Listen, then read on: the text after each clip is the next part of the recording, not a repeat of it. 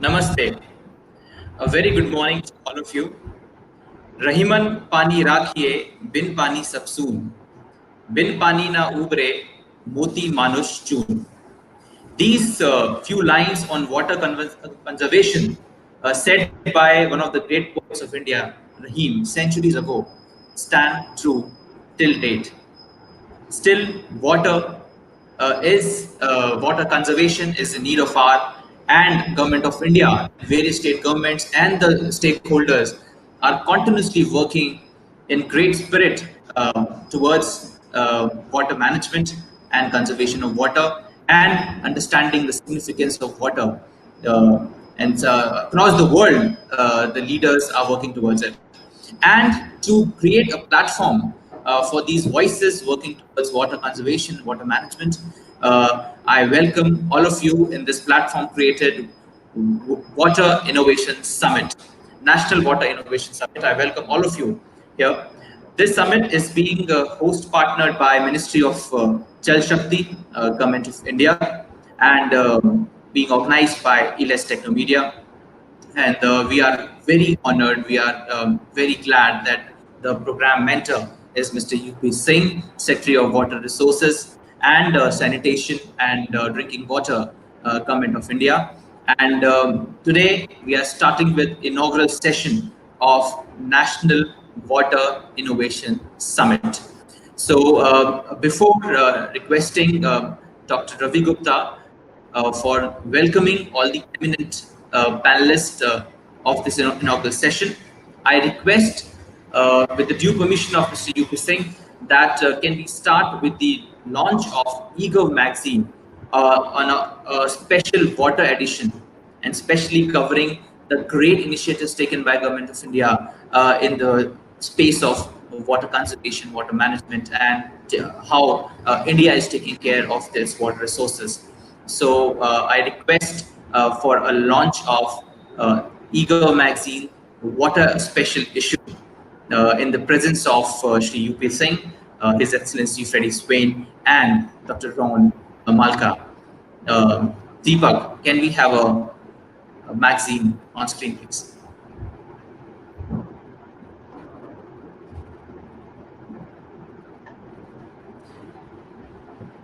Creating a water sustainable world.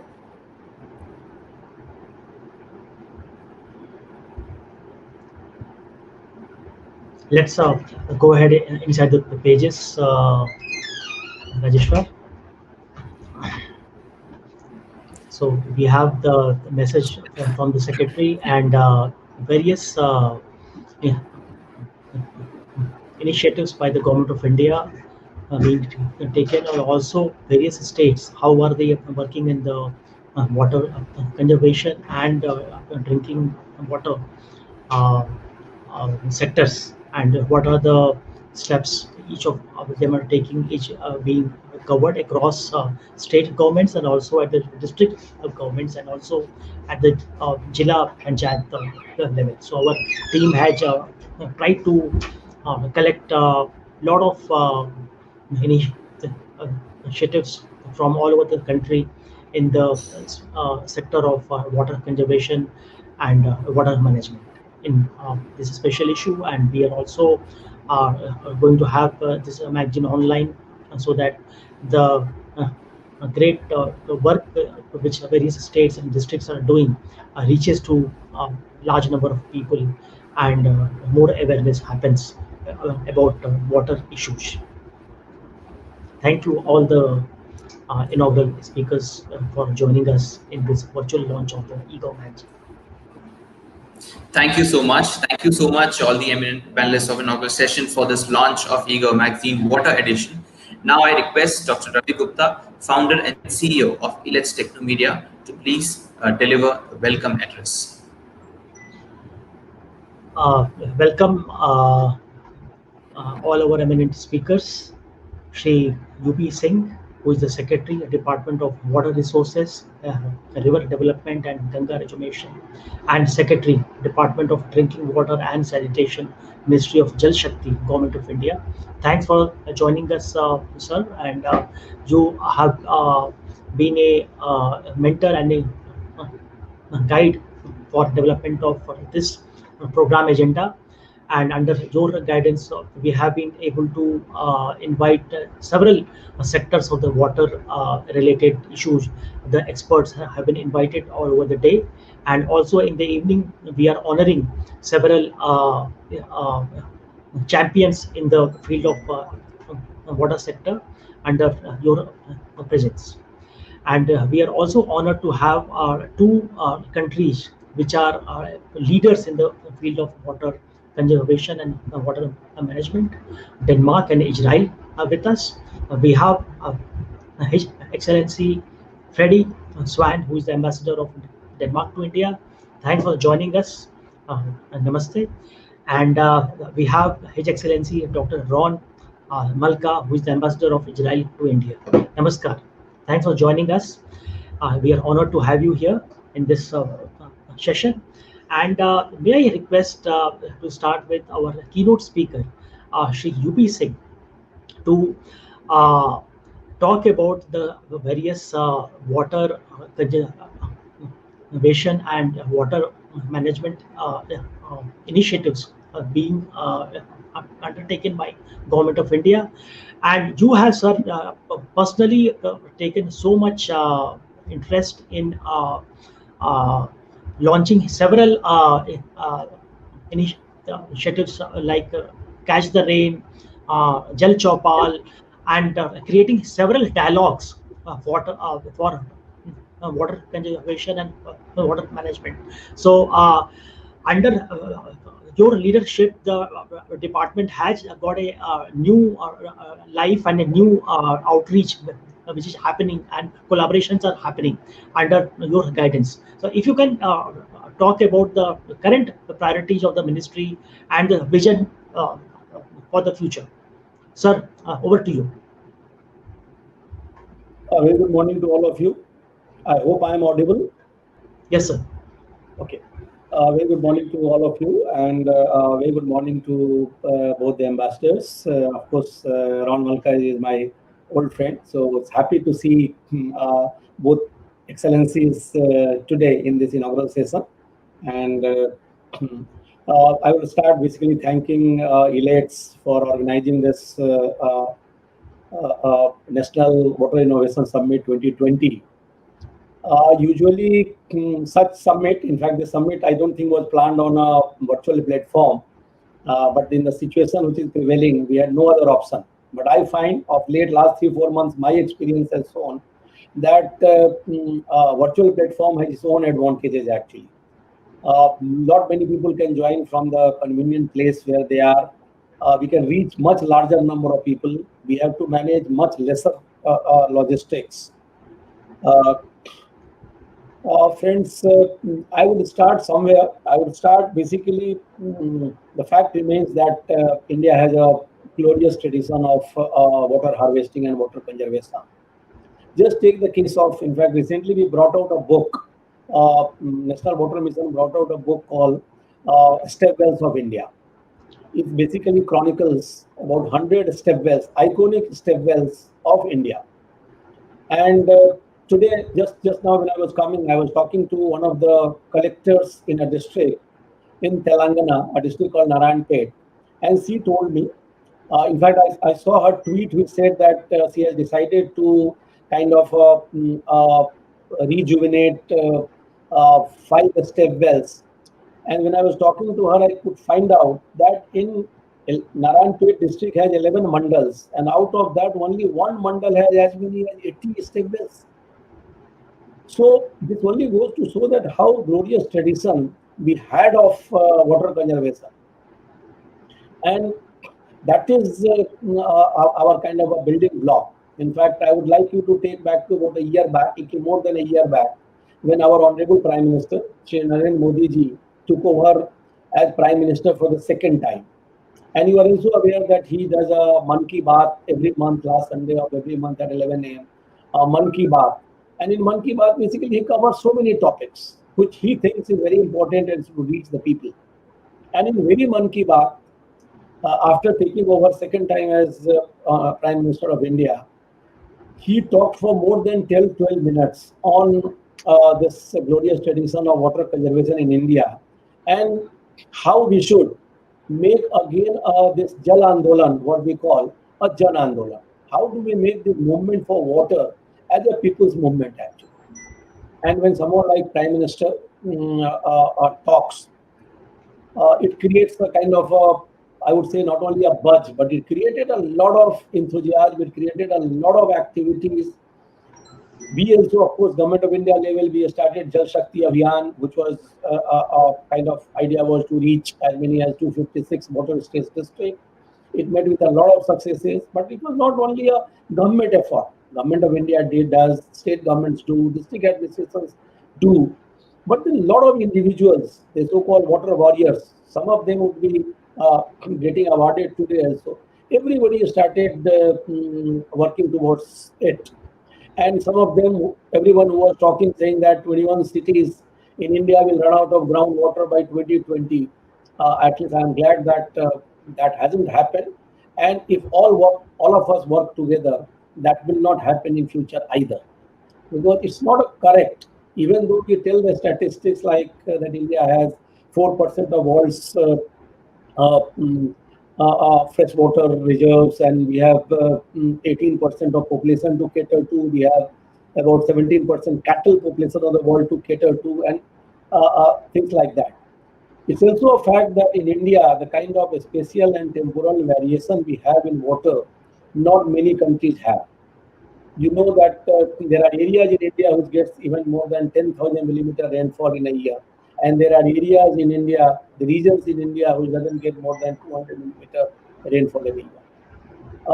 But more than the spatial variability, the temporal variability is something which is maybe unique to this region of the world. And that most of our rains we get during what is called a monsoon season. And monsoon season, depending on, generally lasts for about 3 months or so for a particular region. But in monsoon months earlier, we used to have a fairly good number of rainy days. What is now matter of worry is that number of rainy days are coming down. You get a very heavy downpour one day, and then you may not get any rains for the next 10 days actually. And you see the result for yourself. And in future also, this is primarily, people say that's primarily because of the kind of climate change effect which is having on the rainfall. And in future, I think this extreme events like floods and droughts are even are likely to increase both in its intensity as well as in its frequency. But this one thing makes clear that if we get rainfall over a period of 30 days, basically a period is 3 months, but actual number of rainy days would not be more than 30 days if you really see. So the 30 days rainfall what you get is basically to be utilized 365 days a year. And that's the only way is to basically conserve the water, the rainfall which we get over this monsoon season actually. But when we talk of storage, usually people talk of basically storage in terms of only big dams actually. But not that we have not done that. In fact, India today has what is defined as large dam by an organization called ICOL. The India has third largest number of large dams in the world actually. Only China and USA have more large dams. But large dams have its own implications and its own limitations. So what is needed is, because I always have said that water is more of a, especially drinking water needs, are basically a localized problem. And we have to find a solution which is localized in nature. I'm not saying that local solutions will solve all water needs, whether it is for the agriculture, whether it is for the industrial use, whether it is for drinking water. But our basic needs in terms of safe drinking water in adequate quantity can be met basically through the local solutions. In fact, sometimes back, I will talk about that also, that because it was being said that how today water has come to everybody's focus and there is so much discussions around water. It's a very good development. But a lot of people may say that you are discussing so much water, but what is being done? I'm happy that a lot is being done also. And these kind of webinars and these kind of awards which will be given basically recognizes the efforts which is being done in the field, be it by officials, be it by non-officials. In fact, our minister, I remember one of the speeches once said कि भाई पानी जल हमारा देश जो है वो जल को जगदीश मानने वाला देश है. We had so much respect for water. We had treated water as a god. And then he also says कि पानी केवल लोगों की चिंता का विषय नहीं होना चाहिए.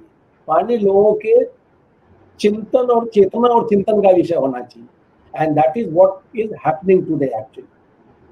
Lot is being talked and lot is being done also to secure water, to ensure water security for India.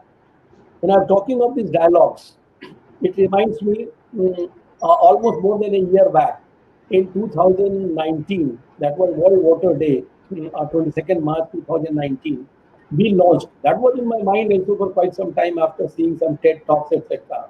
That why don't we have a water talk series? And idea was not basically that we bring some technical people and we bring some bureaucrats. Those could also be invited, but idea was more to bring the people who have good knowledge of water, all aspects of water, because unfortunately not many of us have a good knowledge of water, and those who have done some commendable work in the field and have shown the results and which could be example for others. So we started that water talk and we did 12 water talk. 13th water talk was slated for 22nd of March 2020, this World Water Day, and in the meantime this pandemic broke out. So we could not hold that. We did not hold the water talk for the next month of April. But when we found out that no, this virtual platform is a very good platform actually. And from May onwards, we switched over to virtual platform. And in last water talk, which was delivered this month, a very large number of students from Kendriya Vidyalaya and other schools had joined. In fact, I couldn't see all of them because our ministry's Facebook itself, more than 4,000 comments had come, and most of the comments came from students actually. Similarly, now what we have started doing is that every Saturday we are calling about 4 district magistrates actually, and along with them we are also calling one water activist. And because not many people do not know that what is happening. India is a huge country actually. So many times we do not bring to the light what is being done in different places actually.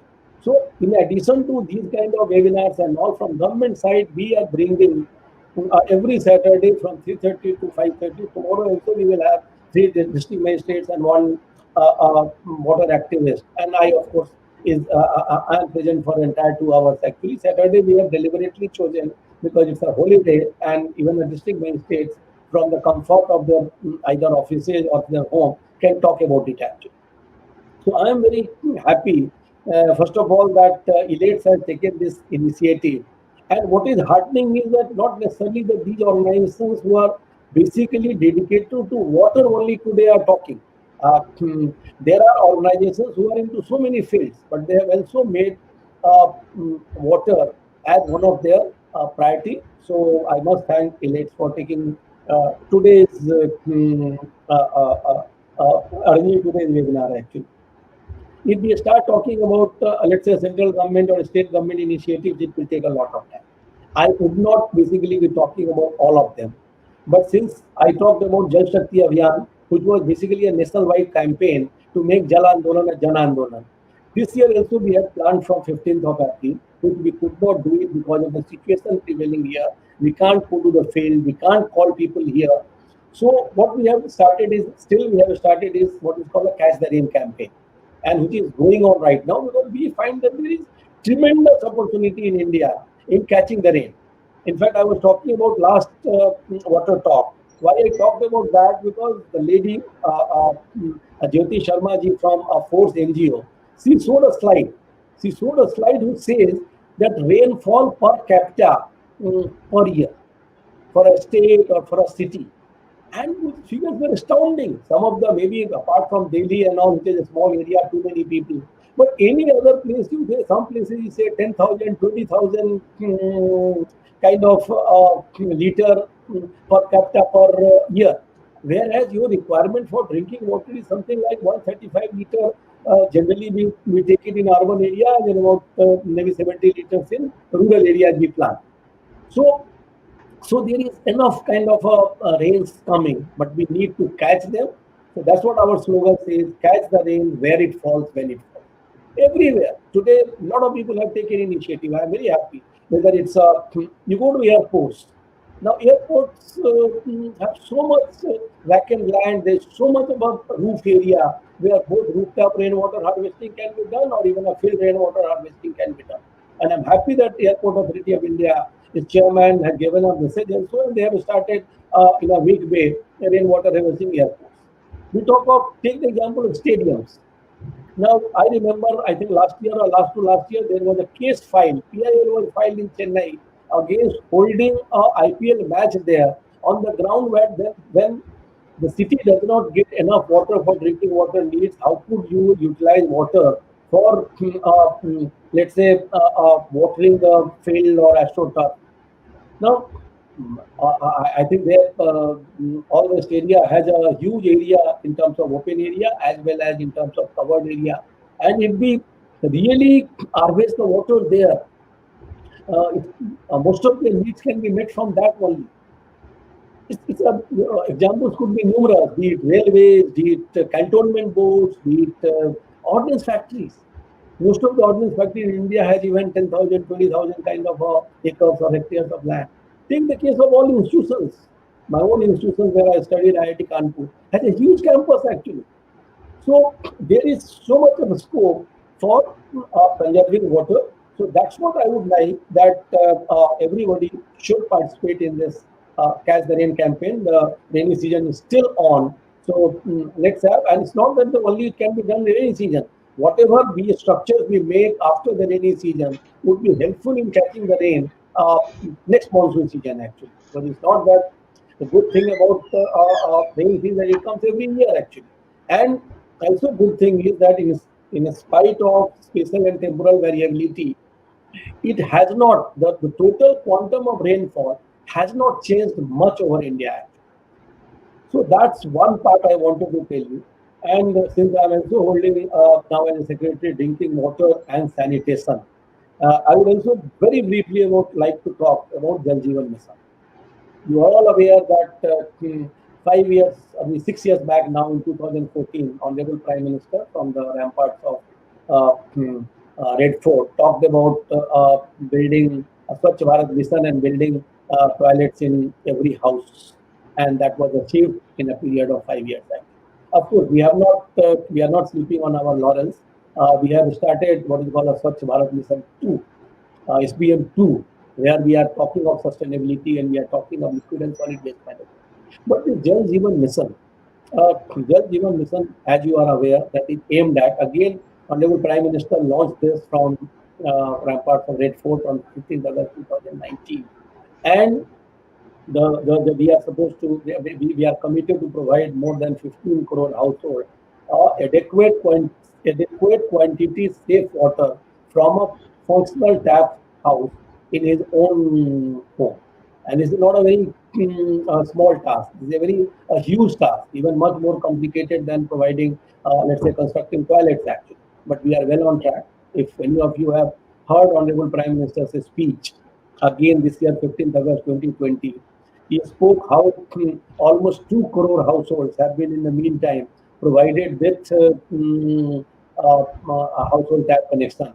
Even though this scheme was launched only on 15th August 2019, operational guidelines was released by Honorable Prime Minister on 25th December 2019. And then this year, March onwards, we are affected, and to certain extent, work has been affected also because of the COVID situation. But even during this period, we have tried our best to continue work, and almost 1 lakh connections are being provided every day. So the other initiative, which I would very briefly, because I will not like to take more time, would like to mention is about Atal Bhujal Yojana. Why I want to talk about this? Atal Bhujal Yojana was also launched on 15th December 2019 by Honorable Prime Minister. It is not a very big scheme. If you see in terms of its coverage, you see in terms of money which is provided here, it's not a huge scheme. 3,60,000 crore is the money available under Jal Jeevan Mission for 5 years. Against that, the money available under Atal Bhujal Yojana is just 8,000. But a scheme should not only be looked by the financial outlay actually. In my opinion, Atal Bhujal Yojana is trying for a paradigm shift in the way groundwater is managed in this country. Now, maybe a few minutes on groundwater. Because groundwater is something which is an invisible resource. It's not seen by the people. You can see a dam from a distance. You can see canal, lots of water flowing into canal. So you recognize that. You do not recognize many times the groundwater and the importance of groundwater. A lot of people talk about that in India, green revolution was brought by the large dams and canal network all over the country. Fine, they contributed, no doubt about it. But to a large extent, this green revolution contribution and food self-sufficiency for India was brought out by millions of tube wells or groundwater structures. Groundwater today also accounts for almost 65% of India's irrigation needs.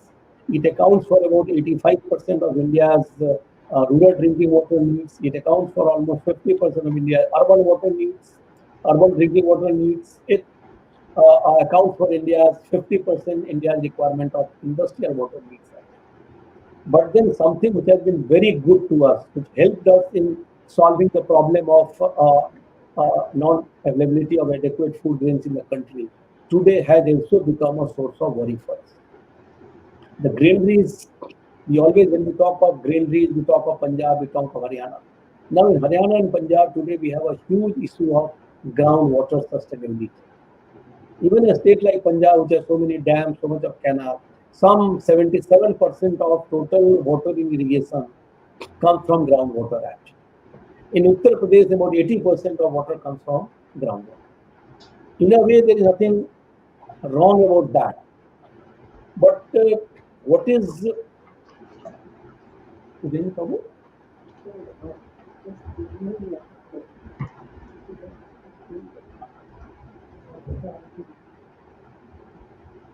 okay, I will continue. Maybe perhaps It's okay, sir. 1 minute. Yeah. I think this would be better. Okay. Yes. Yeah, fine. Thank you. Thank you for the feedback. Yeah. Okay. So what I was trying to talk about the groundwater management actually, because groundwater is also very easy. It's very easy to extract. You just put a borehole or something and start extracting groundwater actually beneath from the earth. But then there is a limitation to it. It's a fact that every year we get rainfall, we get our groundwater recharge. But then I always say that if your income is X and if you are spending 2X, then it is not sustainable actually. So if we are extracting continuously on a sustained basis more than what we are putting inside the earth, then we are in for a trouble. So how to manage it? So there are two ways of managing it actually. One, in my opinion, is through regulation. And we also had a regulation way back. We set up what is called a Central Groundwater Authority actually for regulation. Most of the states also, half the states also have a regulatory authority. But regulation of groundwater is much more difficult. For a huge country like India, where you have maybe some 30 million groundwater structures, policing all of them is almost next to impossible actually. So what we have embarked and what is special about Atal Bhujal Yojana is that for the first time as a government, what we are embarking upon is called participatory groundwater management. It is not that concept of participatory groundwater management is absolutely new to India. A number of non-government organizations on a smaller scale have been practicing it, advocating it, and with success. But we have not done it at a government level actually. So this is for the first time that we have decided to manage groundwater in participatory mode in certain water-stressed area of the country actually. And basically, apart from participatory groundwater management, there is emphasis on demand side management. So far in this country, mostly our attention has been on supply side management. But supply side management has its own limitations actually. Beyond a point, you can't augment supply. But are we utilizing our water resources very optimally? The answer is no. If you talk of water use efficiency in irrigation, which accounts for 89% of fresh water consumption in India, our water use efficiency in irrigation continues to be very poor. Actually. Similar is the case, be it industry, be it a municipal water supply, so we are not very efficient. So one is, of course, demand side management, where we try to bring better efficiency, and our inefficiency is in a way our strength. If we can improve efficiency by 10% or 15% or 20%, and the kind of extra water which we get would be sufficient to meet our growing needs actually. Of course, there are other areas also like recycle, reuse of water and all that, on which I think His Excellency Ron Malka would be talking, because Israel is one country. That's what I'm not talking of, things like drip irrigation, micro irrigation, reuse and recycle of water, because something which Israel has done excellently well actually. So I leave it to him. The last point only I'm trying to make is this participatory groundwater management, where we are trying to empower the community basically to not only measuring, let's say, a water level is not a rocket science. Anybody can do it actually. How much water, you have a digital water level recorder which anybody can see. So how much rains are you getting? How much is the runoff? How much is going inside the ground? How much are we extracting? This all can be measured by the village community themselves. And based on that, they can do what is called a water budget. And if the water budget is deficit, that means we are utilizing more water, we are spending more than what we are earning, then what he can do is he can go for a water security plan. And once a water security plan, then both supply side and demand side managements will be taken up.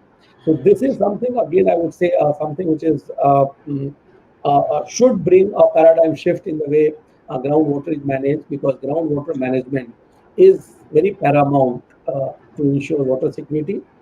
Friends, there are a lot of things, because water is such a huge subject actually, and one can talk a lot about different aspects of water. But I would stop here, because maybe another session would last only up to 11 a.m. and we have at least two very eminent His Excellency ambassadors of both Israel and I think the ambassador from Denmark is there. And so I will stop here. And again, I would thank everyone, and especially thank Elets for organizing this. And I would, of course, right now I'm here. I would take a small break, because we have a video conferencing with the minister. And thereafter, I should be available even for the first plenary session. And I would also be available in the evening, where you will recognize the good work done in the field, because in my opinion, that's a very important. No matter what position you are holding, everybody wants a pat in the back. So I'm very happy that you are awarding them. We would have happy to have them here actually somewhere, but since that is not possible, they would be receiving their awards from their own respective place. So thank you, ladies, once again, and thank you for the patient hearing. Thank you very much. Sure, sir. Thank you so much, sir. Kartik, yes. Dr. Gupta, please. Yeah. So Over to you, Dr. Gupta. excellent speech, sir, and thanks for highlighting the various aspects of the various initiatives your ministry has taken. And I understand that you have to leave for a video conferencing, and before you leave, I will like request that both our eminent speakers are able to respond on the various initiatives which are taken. So if you can, sir, guide us that how much time we have with us with you, so that we will. I have a VC at 11, so I will leave this 10:55. So I'm here till 10:55. Excellent. And then I will come back, maybe before 12, I will come back and join. Excellent, sir. Excellent, excellent. Thanks for that. So let me start with our honorable ambassador from Denmark, uh, His Excellency Freddy Svane. Sir, if you can talk about that, how can Denmark collaborate with India on water issues? So, over to you.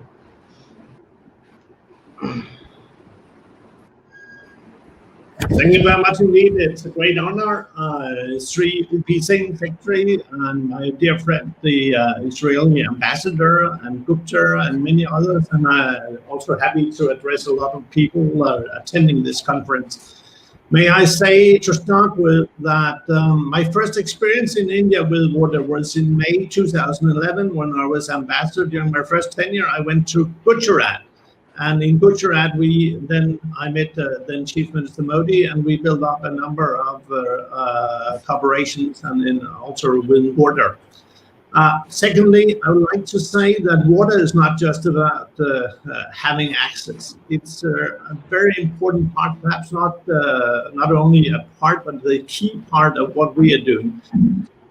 When it relates to climate, when it relates to poverty, education, and so forth. So water is really the key of our future sustainable living. And we also know that whatever we're doing in the global world, without India being in the equation, we'll not be able to implement the Sustainable Development Goals, Sustainable Development Goal number 6, and many others, all the goals, as well as tackling efficiently the climate change. So we need really to bring India on board, and I know that India is working very hard. And I took note of the speech of Honorable Prime Minister on the ramparts of Red Fort on the Day of Independence, where water, as you rightly said, UP Singh, was one of the highlights. When I came to India back in 2010, I realized that water was an issue. It was a challenge everywhere. So I decided that water should be one of our main fields of cooperation between Denmark and India. Denmark is a small country. We are only 6 million inhabitants. We are surrounded by water. We only take drinking water from the underground. So more or less, we are, even though in a smaller scale, we are more or less like India. And our coastal line is just as long as yours. So I think we know the challenges. Many parts of Denmark, and including my native part, is under the sea level. So we are all sensing the challenges ahead. So what has Denmark done? As I said, all our drinking water comes from the underground. So it's groundwater. So groundwater management, as UP Singh highlighted, is very, very important. There are two ways of doing it. You can inspire people, you can force people to take responsibility. And of course, it's always the government, and in India, the federal government, as well as the state governments, that will have to take actions. But nothing will happen without the personal, individual responsibility of human beings. That goes for Danes, it goes for Israelis, it goes for Indians. In Denmark, we looked very much into how to protect our groundwater. And then we introduced a lot of schemes with incentives, but also tax measures in order to change a little bit the behavior of people. So today we have, in fact, since 1980, we have been able to halve the consumption with 50% of consumption of water. So that's a remarkable way. Not that Danes are not drinking more water than other people, but it's the way in which we are using our water resources, because water is the only substance that cannot be substituted. You can substitute whatever, but you can't substitute water. We have the water that we know of, and you cannot get more. So we have to protect it. So we were, as I said, able to reduce the consumption with almost 50% since 1980. One way of doing that is, of course, to monitor and to measure. In all Danish homes and the factories and so forth, in all households, we have smart meters that will tell you real time how much water is being consumed and so forth. And in Denmark, whether it's companies or private households, you are taxed not only for the water intake, but also when you discharge the water. And I tell you, when you look into how many taxes you have to pay per cubic meter water that you take in and you discharge. That will have and had a huge impact on our water consumption. So that's one part of it. But water is not only about taxing and so forth, it's also about detecting leakages. And when I look into Denmark, which we take Copenhagen, which is our capital, the non-revenue water in Copenhagen is only 4%. 4%. So I still remember we did a pilot project in Rajkot in Gujarat. And it turned out that the non-revenue water, despite quite a good, efficient water supply system in Gujarat, the non-revenue water was very high. And of course, that is a kind of waste of resources. And I think it goes for the rest of India, not to criticize India, but non-revenue water is a huge thing. Another thing is wastewater. And wastewater is basically a resource, and it's important to treat that in such a way, in such a fashion that can be reused.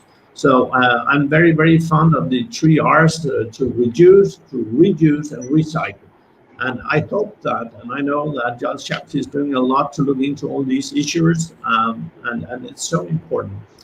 Presently, we are running 3 minor projects in India. We have one with Udaipur, we have one with Goa, and we are also having a water alliance with Gujarat, where we are trying to build a toolbox. The idea is to introduce new technologies, new management systems, and so forth on ground. And based on these pilots, these things should be scaled up. The Prime Minister Modi ji has many times repeated that India has the scale, and in our particular case, I'm sure he's using that in other contexts as well, Denmark has the skills. And I think we have all the skills needed for the treatment of water and protection of water resources upstream and downstream. We can also add the speed. And speed is very important here. And I'm very happy to know the huge progress that the Jal Jeevan mission has already produced. And if India does not really succeed, it will have a negative impact on the rest of the world and all of us. So I think there is a lot to do. And also the cleaning of Ganga, which is some symbolic gesture, but Ganga is not only the source of life in India. As you will know, water is floating, so whatever is coming out of Ganga might even reach Denmark. So if you're not cleaning up Ganga, then of course it might also happen that we will be impacted by that. So India has to take a global responsibility, and all your friends like Denmark and Israel, we stand ready to assist you and help you. Another aspect which I would like to address is that while you're trying to roll out this tap drinking water connections to all your households, then we also have to look into energy. And we need a lot of energy to produce drinking water and to supply drinking water. So in that context, I would also urge you, and we are looking into that, of course, with your ministry and other ministries, how to secure a better energy efficiency. In Denmark, our drinking water plants, those stations where you're pumping up drinking water, treating it if it's needed and so forth, and our discharge or waste water management plants, they are in fact producing more energy than they're consuming. So in order to make this thing not only sustainable, but also efficient in the best way, then we also have to look into the energy consumption. We had a project in Okla here in Delhi where we tried to introduce more efficient pumps and so forth. There was no really interest on that side. It has nothing to do with the government as such. But the idea was really to bring in more efficient pumps, because then you could air the wastewater in a far better and more efficient way. But nobody took care of that. So that's something that we have to look into. When our foreign minister was here attending the Raisingha dialogue in January, we went to a pilot project at the Yamuna River, where we are trying to take out all the debris from the private colonies and so forth. A lot of plastics floating into Yamuna and so forth. And we built up a small, very simple, affordable technology that could really filter out all these things. And we are trying really to expand on that. So there are many ways where we can cooperate with India. There are many ways where we can take our own experiences from Denmark, whether it's efficiency, whether it's management, energy consumption, and so forth. So we have to pool all our resources. We have to help each other. I just came back from Denmark, and I spent my weeks in Denmark to discuss with Danish companies, and most of them are already here. And the Danish government, how can we pool our resources? How can we bring in money? Because all this will not come for free. It costs a lot of money, so you have to invest. So I'm quite happy that we will soon be able to launch a kind of facility where we'll bring in a kind of financial support scheme, so we can run even more pilot projects. But the idea is to introduce you to new technologies that are affordable and really adapted to Indian conditions.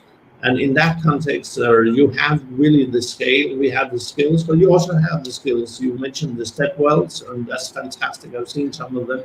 And this is, you are much more advanced at that time than we were when we were only hunters and savannas in Northern Europe and so forth. Let me conclude by saying that when your prime minister took office back in 2014, and I was attending the first speech of Modi ji at the Red Fort, and I still remember how the ramparts were shivering when Modi ji mentioned sanitation, Swachh Bharat, sanitation and open defecation and so forth. Nobody really had expected that. But that gave really a new impetus to India, and I think it created a new India that we would like to see develop even more in the future. A new India that will be able to secure and also will be a guarantee that we, as a global community, will be able to solve some of the issues that we have to solve within the Sustainable Development Goals and climate changes. So water is not just about drinking it or discharging it, it's also about our survival. So this idea of the new India is so important because it has to eradicate poverty, but it also has to secure full, free, fair, free not in the sense that it's not should cost anything, but free, fair, and full supply of water. Water, access to water is a basic right, and I hope that this mission Jal Jeevan will also secure education, job creation in the rural areas of India, because the future of India does not lie so much with the urban parts of India. The rural India is the real asset of India if you are capable, and we will support you. I'm stretching out my hand to you to secure that we will help you and cooperate with you in that context. So let me conclude by taking this one, and I think this is highlighting what you have achieved, and it's stating on the front page, water is the source of happiness, energy, health, and piety, and is life-giving as mother. It's basically the key of our future life. So let's work together, let's cooperate together. Sri Singh, let's stretch out our hands for future cooperation. Water is our top priority, as it is for you. So thank you very much indeed, and let's cooperate in the future. Thank you. Excellent presentation, His Excellency Freddy. Thanks for highlighting the various areas where Denmark and India have a potential for collaboration, and Denmark is anyway doing so many activities in India. So thanks for this initiative of Denmark. Thank you. Yes. And Let me invite our next eminent speaker, the Honorable Ambassador of Israel, Dr. Ron. Thanks for joining us. And Israel is has taken so much initiatives in water that when we think about water innovation, people think of Israel. So uh, let's hear from you, Dr. Ron, how Israel and India are already collaborating, and what are the future areas of collaboration. Dr. Ron, over to you.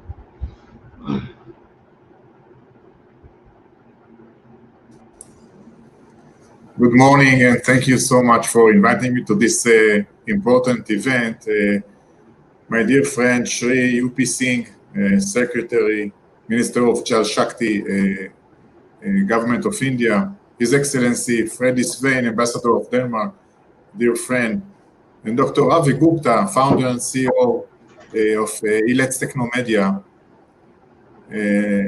Ladies and gentlemen, I'm happy to share with you that just 10 days ago, I went to Lucknow, Uttar Pradesh, and on behalf of the State of Israel, I signed a flagship water project with the State of Uttar Pradesh to be implemented in Lucknow.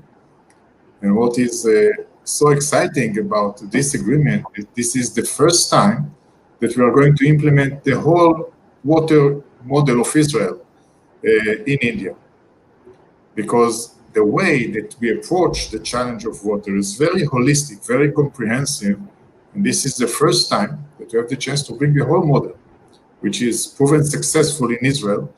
That's why I'm so optimistic, and I'm sure positive, that this project is going to be a successful one. And after completing this one, we can just replicate it to many other places in India after making it to the specific conditions and properties of India. Israel and India have agreed to be strategic partners in water management. Israel, mostly desert country, 60% of Israel is desert, the rest is semi-arid. And we have scarce resources of water. There are some places in Israel that we get less than 100 millimeters of water rainfall in a year, which is quite low. And although the population grew up 15 times since independence 73 years ago, and the annual rainfall dropped in 50%, we totally overcame the water challenge. Now we enjoy abundance of water, and we even supply water to our neighbors. And whatever we did to overcome this water challenge, we are keen to share with our friends here in India. And feeling the enthusiasm, the commitment, the devotion of our partners here in the Federal Ministry of Jal Shakti and in the States, we are sure that India is going to overcome the water challenge. We did it from a very low starting point. No reason why India, a precious friend, a strategic partner of Israel, after we share with India all our achievements, experience, innovation, technologies, and also we are sharing our mistakes, because not everybody thinks was perfect in this process. No reason why India will not overcome the water challenge. The way that we overcame this water challenge is by looking at it, as I said, comprehensively, working on both sides of the equations. The sources from one hand and the users from the other hand. So first, we increased the sources. We said, okay, we have what the nature gave to us, but this is not enough. So we enhanced rain, and we started desalinating water. We desalinate now more than 85% of the water that we use. And after we use them for the first time, we reuse more than 90% of the water that we use. Again, after treating this water, we use it for agriculture and industry and other uses. So it's a comprehensive approach of both sides of the equation. Also, on the side of the usage, we became very efficient. So drip irrigation and macro irrigation is something that is now very known. And of course, it was innovated and started in Israel. And now you can see it in every part of the world. But it's not only that, we're always advancing and trying to explore more and more avenues and more technologies to harness to this water challenge. And now we are using what we call precision agriculture. We use drones and satellites to monitor the fields and calculate the exact amount of water that we need to each part of the field. So efficient we can by using water, because we say in Israel that every drop counts. We define ourselves as a water respectful culture, water respectful state, because we really respect every drop. So on the usage side, as I said, we use drip irrigation, micro irrigation, precision agriculture. We even use drought-resistant plants, special seeds and plants that are matched to the conditions and to the water resources of each and every part of our country.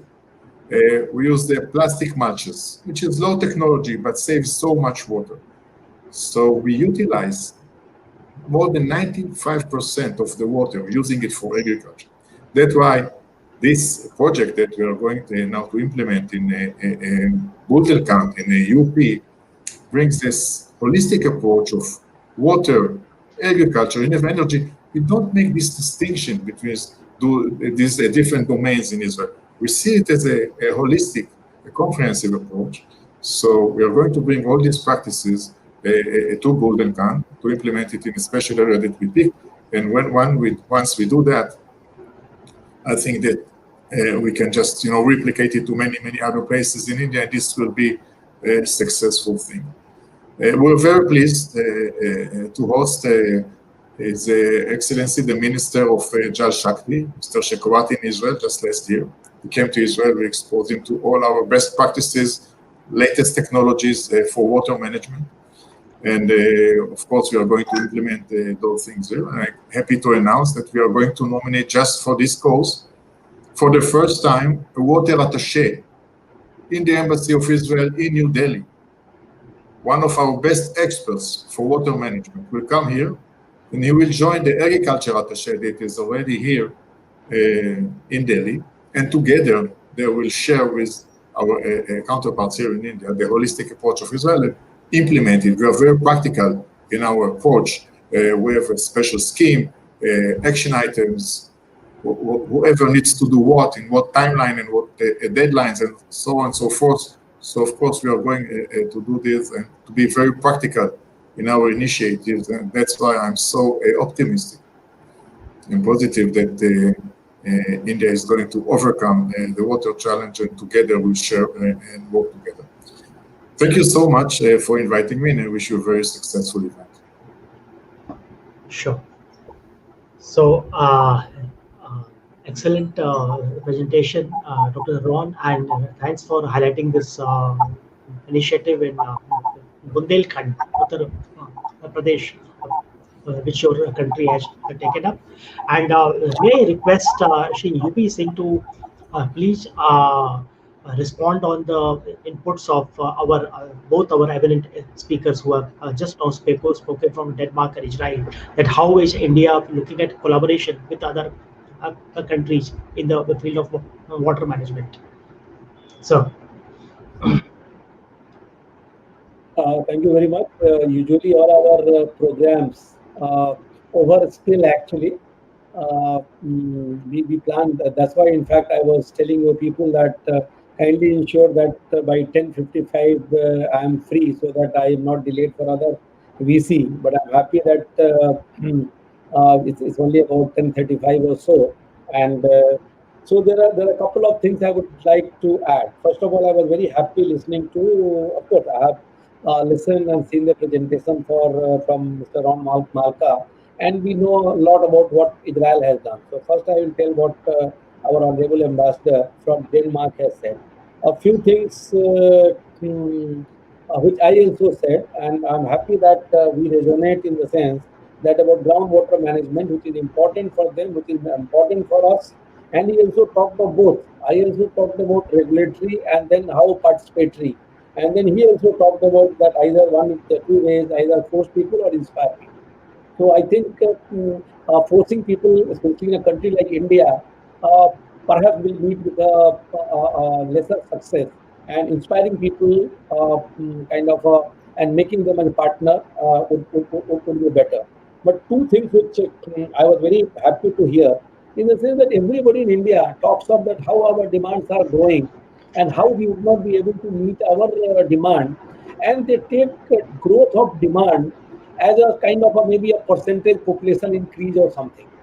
But now quite a few advanced countries, including Denmark, have shown, if I heard him correctly, he says that since 1980 they have half.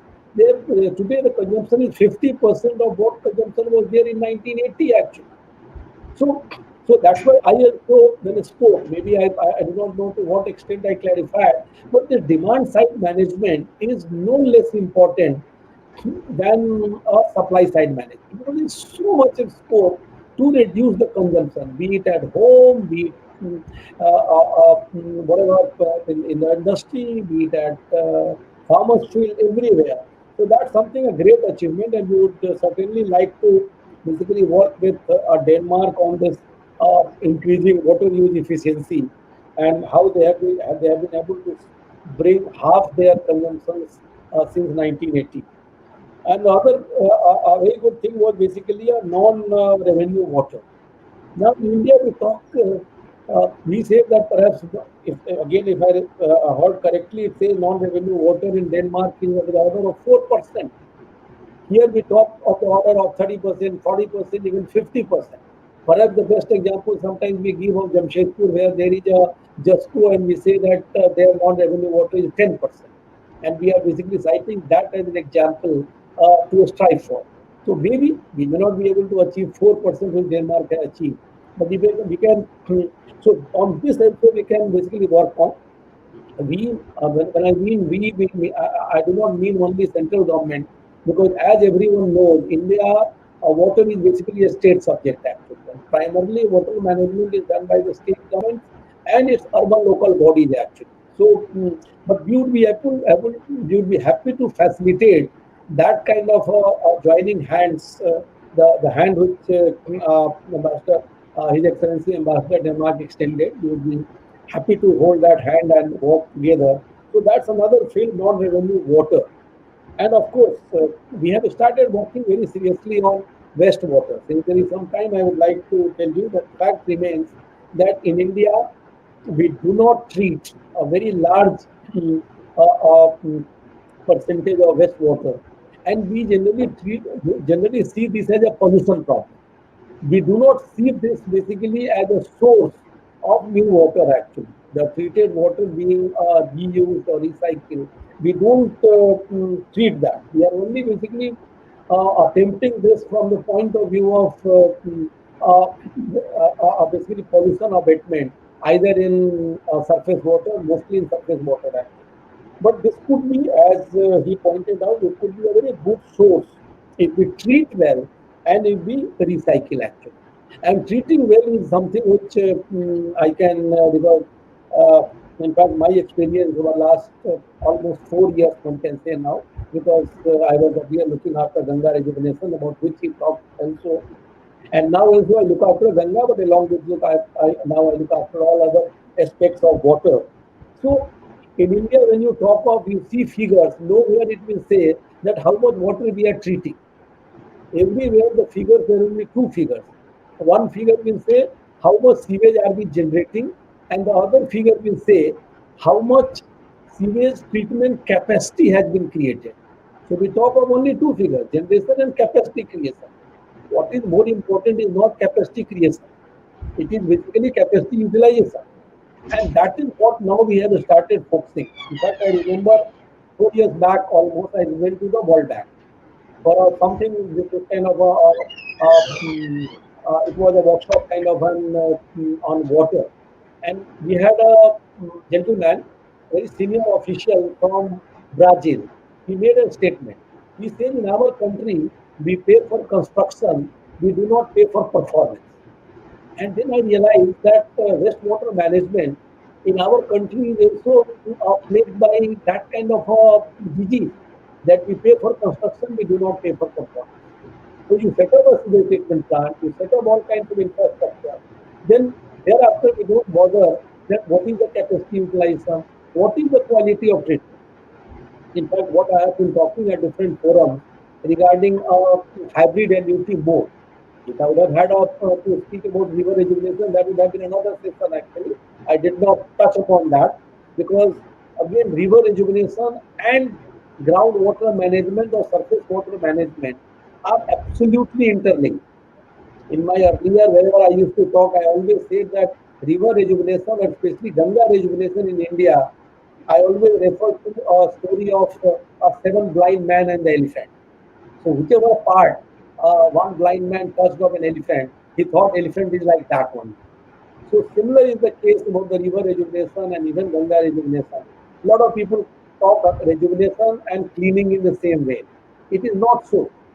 In fact, when we were talking about Yamuna problem is not, I would say, so much of even a plastic or so much of a solid waste which is dumped there. Yamuna major problem comes from the fact that for 8 months we do not have water downstream of the Vajirabad barrage actually. So, so what we talk of in Hindi, we talk of Nirmal Dhara and Avdal Dhara. So adequate flow in a river is something which is essential for a river. In fact, river is that which flows. Is something which doesn't flow is not a river. So by that count, Yamuna for 8 months almost ceases to be a river. But then solution again like in being a water efficient. If we become more efficient in surface water management, and if we become more efficient in groundwater management, then automatically there would be increase in the flow in the rivers actually. Because especially lean season, where does the water come in the river from lean season? Usually it comes from aquifers. But our rivers are not slope fed mostly. Our rivers are all rain fed actually. And the rain fed, rainfall during flood time or during rainy season, what goes into aquifers will come back to the river to make it live. But if we extract so much groundwater that the aquifer, there is no water in the aquifer, where will the water come to the river at? So that's very important, and that's why we have been talking about hybrid annuity mode of wastewater management, which keeps basically emphasis on a proper functioning of sewage infrastructure which we have created. Or now we have also gone through what is called a one city, one operator. Because there is plethora. If you talk to go to any city, about Delhi, of course, people talk about, but if you go to any city, you will find that wastewater is being managed by so many agencies actually. So another point which made he was basically about the good treatment and recycling. Number of states also have brought their policy for recycle and reuse. We are working with the state. Gujarat has come out with a policy. Haryana has come out with a policy. Tamil Nadu is also having a policy. So we are also trying because policy will help both ways. It would basically mandate certain things and it will incentivize certain things. The 3 hours, he said he is very fond of 3 hours, but I have 5 hours actually. So in addition to his 3 hours, whether it's a reduce, reuse, and recycle, my two additional hours, which is very relevant for India, fourth is basically recharge. Let us recharge the groundwater to the extent possible because groundwater reserve is larger than all our reservoirs put together. So recharge, and the fifth R also I talk about is respect. Let us start respecting the water we were respecting at one point of time. So, so the 3 hours I totally agree with him, but 2 more hours I have added. And the another one or 2 points he has made was again very relevant. India is a country because our problems are basically sometimes would be about 60% of the world's problem. Right? Like it happened in case of Swachh Bharat Mission and so that if you see how many people did not have access to toilets, if you see the numbers in India and you see the numbers of the world, you will find that if India succeeds, then it's a global success. If India fails, it's a global failure. So I do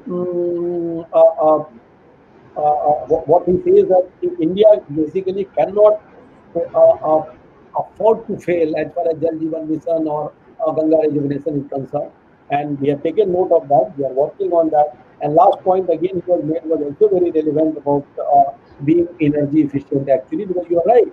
In Jal Jeevan Mission, we are basically creating and we want community to manage. But if community pumping also requires basically energy.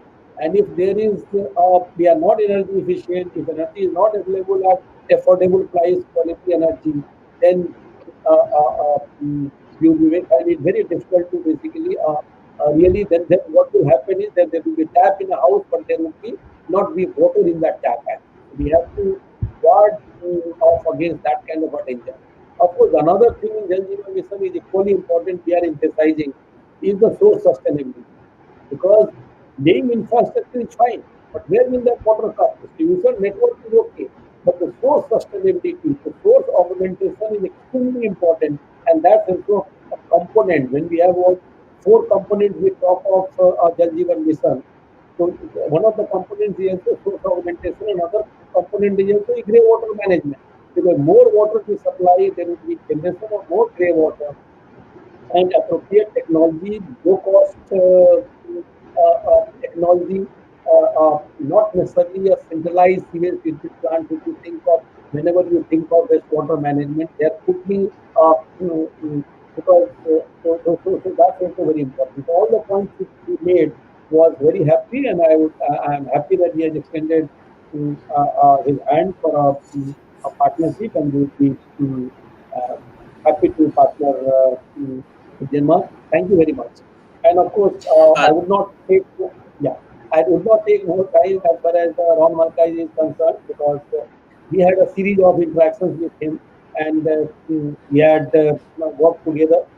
Of course, we have a long way to go, because again, I am saying that our problems are different than the problems of many other countries. Because both the countries, we are too big actually. We are too big. We are too diverse. So our problems are also big actually. But we are trying. If you see the growth of, let's say, micro irrigation and drip irrigation in India in the last few years, it has been quite phenomenal. But still, if you take the total percentage, it would be not that impressive actually. Because again, uh, and there are issues actually which we are trying to tackle it. But it's impressive when you talk of desalination. We have also gone through, like, you know about desalination plant in Tamil Nadu, Chennai, or in Gujarat and all. But we would be these kind of solutions. We would basically do slightly cost us also, because we don't have that kind of a problem of non-availability of rains, which you have actually. Your rainfall is much, much less. Our country's average rainfall is also still more than 1,000 millimeter per year actually. So I would like to go for a solution. In specific cases, it may be needed actually. But as a whole, again, I am saying that we have lots of rainfall, we have lots of rain. What we need to do is that we need to manage that. But then your efficiency being brought about through micro irrigation and other modes, about your recycling, like you recycle almost 90%. Our recycle percentage is very small actually. Of course, recycling also requires certain infrastructure and all. But first, we must treat, and treat well, so that we will be able to utilize. So already, I'm happy that you have recently signed an MOU with Government of Uttar Pradesh. I was aware of it, and thank you very much. And we have been working together, and I think we can continue working together. Thank you very much. Thank you, sir. हम आपसे 2 minute और लेंगे, sir. We'll take a couple of more minutes from you. Sir, you have not only inspired Elets, but you have inspired the whole country and set an example in the world that how to talk on water. And you have inspired people to talk on water. माननीय प्रधानमंत्री नरेंद्र मोदी जी के नेतृत्व में आपने गांव-गांव, ढाणी-ढाणी तक जल संरक्षण के लिए अलग जगाई है. और सर, वैसे तो ये एक सूर्य को दिया दिखाने समान होगा, but we want to recognize your work. We want to felicitate you, present an award to you for your great work, especially in the for your initiatives Catch the Rain, Jal Chaupal, for creating awareness on water resource management and conservation across the country through people's participation. So, sir, I request Dr. Ravi Gupta to please present an award certificate to Mr. U.P. Singh, Secretary for Water Resource and Drinking Water and Sanitation, Ministry of Jal Shakti, Government of India. So we are very honored to present this leadership award to you, Mr. U.P. Singh, Secretary, Ministry of Jal Shakti, Government of India. Okay, thank you. Thank you very much. Sir बहुत बहुत धन्यवाद कि आपने like you inspired the whole nation and created so much awareness regarding the water I'm too small a person to do that. Yeah. Yeah.